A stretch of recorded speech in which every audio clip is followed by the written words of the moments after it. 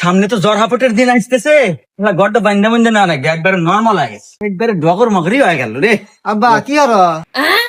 আরে কোশ না, যে সামনে তো জ্বর হাপটের দিন আসতেছে, গড্ডা তো ভাঙ্গা চুরা শেষ, এনে তো বান্ধা বুন্দা নাকবো এটা দেখতেছি। আব্বা আমরা কি ভাঙাচোরা ঘরে থাকি, তুমি বড় লোক ব্যাপারও নাই, ধনী ব্যাপারও নাই, বিল্ডিং বাড়ি থাকবি, এসি রুমে থাকবো, মজাই আলাদা। আরে বাজান, অত আশা করা ভালো না, আল্লাহ যা দেয় ওই নিয়ে সন্তুষ্ট থাকা উচিত। ও আচ্ছা আব্বা এই নাও, কি এটা? ওই আজকে পরীক্ষার রেজাল্ট দিছে আমার। ও কিরে, তুই মাত্র 33 নাম্বার পায় টেনে টেনে পাস করছু।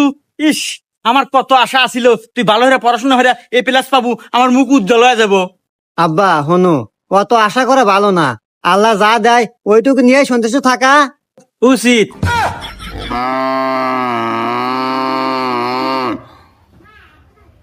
আব্বা তাহলে সন্তুষ্ট থাকো। বাইগান